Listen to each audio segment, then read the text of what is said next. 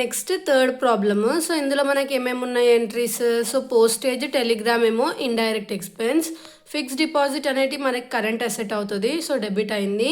Bad debts అనేది indirect expenses, debtors అనేది asset అనమాట, సో సన్రీ డెటార్స్ అండర్లో వేసుకోవాలి. అసెట్ అనేది ఎప్పుడన్నా డెబిట్ అవుతుంది. నెక్స్ట్ సస్పెన్స్ అకౌంట్ అండర్లో వస్తుంది. నెక్స్ట్ క్రెడిట్ అవుతుంది అనమాట ఇది. మార్ట్గేజ్ లోన్స్ అండ్ లయబిలిటీ అండర్లో తీసుకోవాలి. లోన్స్ ఏమన్నా లయబిలిటీస్ ఉంటే మనకి ఎప్పుడన్నా అది క్రెడిట్ అవుతుంది. నెక్స్ట్ క్యాపిటల్ అకౌంట్ వస్తుంది. క్యాపిటల్ అనేది లయబిలిటీ, సో క్రెడిట్ అవుతుంది. డ్రాయింగ్స్ మనకి క్యాపిటల్ అకౌంట్ అండర్లో వస్తుంది, డ్రాయింగ్స్ డెబిట్ అవుతాయి. బిల్డింగ్స్ అనేది ఫిక్స్డ్ అసెట్ కాబట్టి డెబిట్. ఫర్నిచర్ కూడా ఫిక్స్డ్ అసెట్ కాబట్టి డెబిట్. పర్చేజెస్ అనేది మనకి పర్చేజ్ అకౌంట్, పర్చేజ్ అనేది ఎక్స్పెన్స్ కాబట్టి డెబిట్ అవుతుంది. నెక్స్ట్ సేల్స్ అనేది మనకి ఇన్కమ్ కాబట్టి క్రెడిట్ అవుతుంది. రిటర్న్ ఇన్వర్డ్స్ అంటే సేల్స్ రిటర్న్స్, ఇది మనకి సేల్స్ అకౌంట్ అండర్లో వస్తుంది. సేల్స్ అనేటివి మనకి క్రెడిట్ అవుతాయి కదా, సో సేల్స్ రిటర్న్స్ అనేటివి డెబిట్ అవుతాయి. నెక్స్ట్ పర్చేజెస్ డెబిట్ అవుతాయి కాబట్టి పర్చేజ్ రిటర్న్స్ క్రెడిట్ అవుతాయి. ఓపెనింగ్ స్టాక్ అనేది మనకి అసెట్ డెబిట్ అవుతుంది. క్యారేజ్ ఇన్వర్డ్స్ అనేది మనకి డైరెక్ట్ ఎక్స్పెన్సెస్ అనమాట, అది మనకి డెబిట్ అవుతుంది ఎక్స్పెన్స్ కాబట్టి. రెంట్ అండ్ ట్యాక్సెస్ కూడా ఇండైరెక్ట్ ఎక్స్పెన్స్ కాబట్టి డెబిట్ అవుతుంది. డిస్కౌంట్ అలౌడ్ అంటే మనం వేరే వాళ్ళకి డిస్కౌంట్ ఇస్తున్నాం, లైక్ మనకు వచ్చిన కస్టమర్స్కి మనం డిస్కౌంట్ ఇస్తున్నాం కాబట్టి మనకు అది ఇండైరెక్ట్ ఎక్స్పెన్స్ అవుతుంది, ఎక్స్పెన్స్ కాబట్టి డెబిట్ చేస్తాము. ప్రింటింగ్ అనేది కూడా ఎక్స్పెన్స్ డెబిట్ అవుతుంది. ఇన్సూరెన్స్ అనేది కూడా ఎక్స్పెన్స్ డెబిట్ అవుతుంది. ట్రావెలింగ్ ఎక్స్పెన్సెస్ కూడా ఎక్స్పెన్స్ కాబట్టి డెబిట్ అవుతుంది. సో మీరు ఇది గనక నేర్చుకుంటే మీకు ఏది డెబిట్ ఏది క్రెడిట్ అని చెప్పి మీరు ఎంట్రీ చూడగానే ఈజీగా చెప్పేయచ్చు. సో నేను ప్రీవియస్లో కూడా ఇవి చూసే చెప్పాను కదా, ఇప్పుడు కూడా మీరు ఇది నేర్చుకుంటేనే మీకు ఈజీగా అవుతుంది అనమాట. సో ఇప్పుడు మనము ప్రాబ్లం 3ని సిస్టంలో ఎంటర్ చేసి చూద్దాము టాలీలో. సో ఇప్పుడు మనము టాలీ ఎలా చేస్తారో టాలీలో అనేది చూసాం కదా ఆల్రెడీ ప్రీవియస్ ప్రాబ్లం, బట్ ఇప్పుడు వేరే ఎంట్రీస్ ఉన్నాయన్నమాట, కొన్ని అడిషనల్ ఎంట్రీస్, అందుకే ప్రాబ్లం 3 కూడా చేస్తున్నాము. ఫస్ట్ మనం టాలీ ప్రైమ్లోకి వెళ్ళాలి. టాలీ ప్రైమ్లోకి వెళ్ళిన తర్వాత అక్కడ మనం ఎందులోకి వెళ్ళాలి, కంపెనీ అనేది క్రియేట్ చేయాలి. నేను ఏం చెప్పినా ఒక్కొక్క ప్రాబ్లంకి ఎంట్రీస్ అనేటివి డిఫరెంట్ ఉంటాయి కదా, సో మీరు ఒకటే ఎంట్రీ 2 టైమ్స్ ఇస్తే టాలీ తీసుకోదు. సో అలా ప్రాక్టీస్ చేస్తున్నాం కాబట్టి మనము ప్రాక్టీస్ మోడ్లో ఉన్నాం కాబట్టి కంపెనీ అనేది మళ్ళీ క్రియేట్ చేసుకోవాలి. సో కంపెనీ క్రియేట్ చేయాలంటే ఏం చేయాలి, F3 అనే ఫంక్షన్ కీని ప్రెస్ చేసి అక్కడ క్రియేట్ కంపెనీ అనే ఆప్షన్ ఉంటుంది, మీరు దాన్ని సెలెక్ట్ చేసుకోవాలి. సో సెలెక్ట్ చేసుకున్న తర్వాత కంపెనీ క్రియేట్ చేసుకోవాలి. ఏమని క్రియేట్ చేద్దామంటే మనం ఇప్పుడు స్టూడెంట్ అనే ఒక కంపెనీని క్రియేట్ చేద్దాం. So student limited. So create చేసిన తర్వాత మీరు ఏం చేయాలంటే ఇవన్నీ డీటెయిల్స్ ఏం ఎంటర్ చేయకండి, అన్నీ ఎంటర్ నొక్కేసి యాక్సెప్ట్ చేయండి. ఆ తర్వాత మీకు కంపెనీ క్రియేటెడ్ సక్సెస్ఫుల్లీ అని చూపిస్తుంది కదా, సో అలా చూపించిన తర్వాత మీకు ఇక్కడ ఏవైతే మెయింటైన్ అకౌంట్స్ అనే ఆప్షన్ ఉందో, సో ఆ మెయింటైన్ అకౌంట్స్ ఒక్కటి మాత్రం మీరు ఎస్ పెట్టుకొని మిగిలినవన్నీ నో పెట్టండి. సో ఫస్ట్ మెయింటైన్ అకౌంట్స్ కనిపిస్తుంది కదా మనకి ఎంట్రీలో, దాన్ని ఒక్కదాన్ని ఎస్ పెట్టి మిగతావన్నీ మీరు ఏం చేయండి, నో అనేది చేయండి. సో నో అనేది ప్రెస్ చేసుకుంటూ వెళ్ళాలి. సో నో అనేది ప్రెస్ చేస్తున్నాను నేను. అయిపోయిన తర్వాత మనం ఏం చేసుకోవాలి, యాక్సెప్ట్ ఎస్ ఆర్ నో అని వస్తే ఎంటర్ కొట్టేస్తే మన ఏదైతే కంపెనీ ఉందో స్టూడెంట్ది క్రియేట్ అవుతుంది. సో ఇందులోకి వెళ్ళిన తర్వాత ఏం చేయాలి, మనము క్రియేట్ అనే ఆప్షన్ ఉంది కదా, సో ఆ క్రియేట్ అనే ఆప్షన్ మీద క్లిక్ చేస్తే కింద లెడ్జర్ ఆప్షన్ చూపిస్తుంది, దానిలోకి వెళ్ళాలి. సో వెళ్ళిన తర్వాత ఇప్పుడు మనం థర్డ్ ప్రాబ్లంలో ఏవైతే లెడ్జర్స్ ఉన్నాయో అవి క్రియేట్ చేద్దాం. సో ఫస్ట్ ఎంట్రీ ఏంటి మనకి, పోస్టేజ్ టెలిగ్రామ్ కదా, సో పోస్టేజ్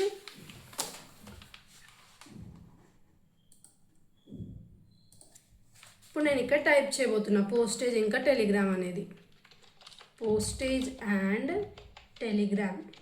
ఇది మనకి ఏంటి, indirect expense. So indirect expense అని వేసుకోండి, ఇక్కడ సైడ్కి చూపిస్తుంది కదా. సో ఇండైరెక్ట్ ఎక్స్పెన్స్ కింద నేను తీసుకున్నాక అమౌంట్ ఎంటర్ చేసుకోవాలి. సో అమౌంట్ ఎంత ఉంది మనకి, 310 డెబిట్.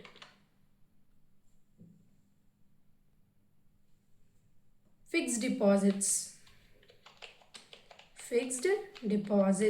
సో ఫిక్స్డ్ డిపాజిట్స్ మనకి ఏంటివి, కరెంట్ అసెట్ అంటే డెబిట్ అవుతుంది. అమౌంట్ ఎంత మనకి 450, సో 450 డెబిట్.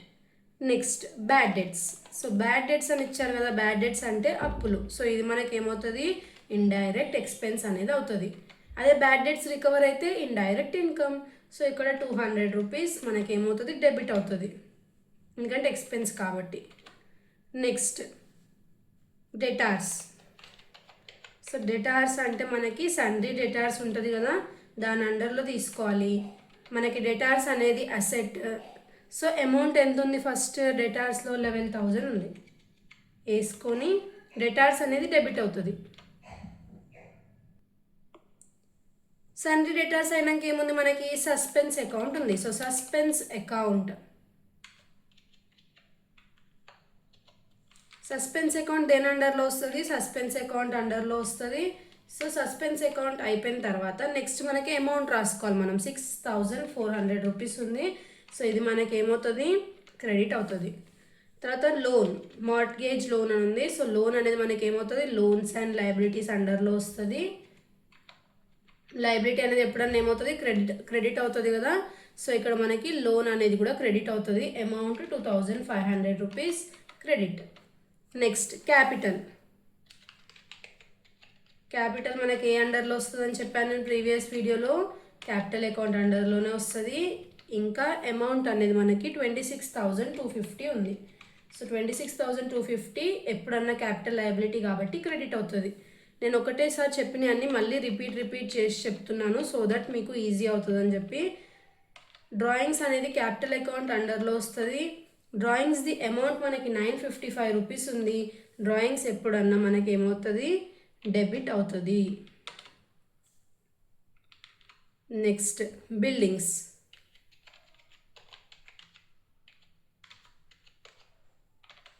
సో బిల్డింగ్స్ మనకి ఎంత ఉంది అమౌంట్.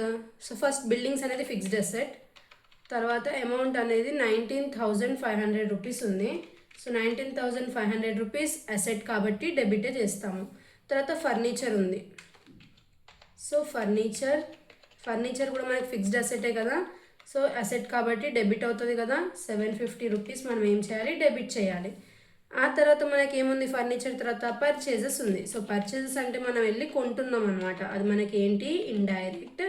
సో పర్చేజెస్ అనేది మనకి ఎక్స్పెన్స్, బట్ మనం దాన్ని పర్చేజ్ అకౌంట్ కింద తీసుకోవాలి, ఎందుకంటే మనకి ఇందులో పర్చేజ్ అకౌంట్ ఉంది కదా గ్రూప్స్లో. సో పర్చేజ్ అకౌంట్ అండర్లో తీసుకున్న తర్వాత పర్చేజ్ అనేది మనకి ఎక్స్పెన్స్ కదా, సో ఇది డెబిట్ అవుతుంది.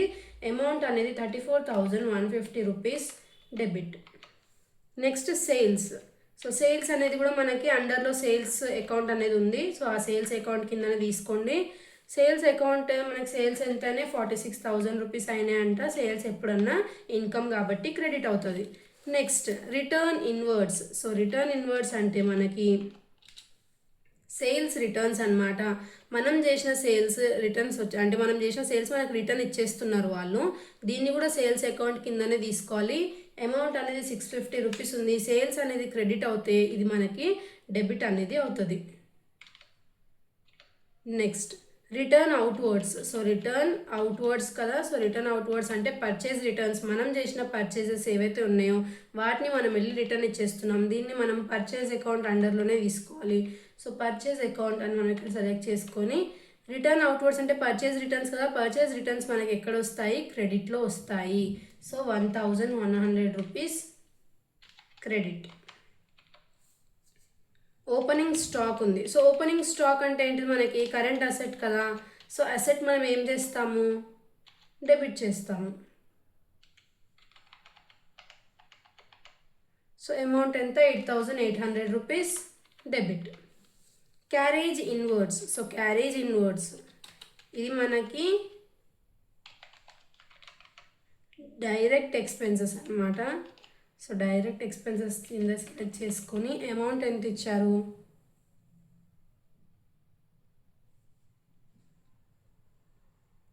అమౌంట్ ఇవ్వకుండానే సేవ్ అయిపోయింది కదా. సో ఇలా ఒకవేళ అయితే నేను తర్వాత చూపిస్తాను ఎలా ఆల్టర్ చేయాలని చెప్పి. నెక్స్ట్ది టైప్ చేసుకుందాం, rent and taxes. So rent and taxes అనేది మనకి ఏంటిది, ఇండైరెక్ట్ ఎక్స్పెన్సెస్.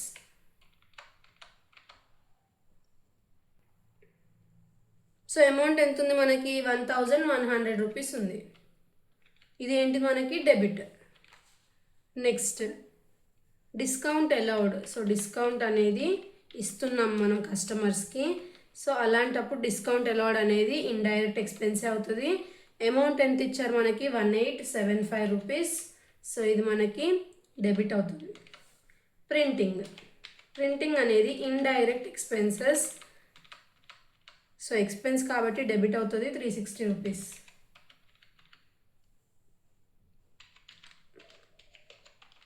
నెక్స్ట్ ఇన్సూరెన్స్, ఇది కూడా ఇండైరెక్ట్ ఎక్స్పెన్సెసే, 250 రూపీస్ డెబిట్.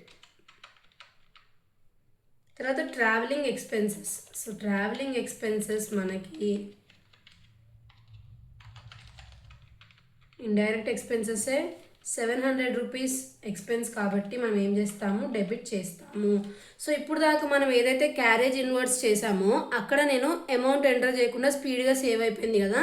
సో ఇప్పుడు అలా అయితే ఎలా సేవ్ చేసుకోవాలి, ఎలా మళ్ళీ మనం వెళ్ళి నంబర్ రాయాలంటే ఎస్కేప్ కొట్టండి. ఫస్ట్ ఎస్కేప్ కొట్టి ఆల్టర్లోకి వెళ్ళండి. ఆల్టర్లోకి వెళ్ళిన తర్వాత ఇక్కడ లెడ్జర్ ఆప్షన్ చూపిస్తుంది కదా, ఇక్కడ క్యారేజ్ ఇన్వర్ట్స్ నేను ఇక్కడ సేవ్ అయ్యేటప్పుడు అమౌంట్ రాయలేదు. సో దానిలోకి వెళ్ళి మళ్ళీ ఏం చేస్తున్నా, ఇక్కడ క్యారేజ్ ఇన్వర్ట్స్ అమౌంట్ ఎంత ఉంది, 1200 రూపీస్ డెబిట్.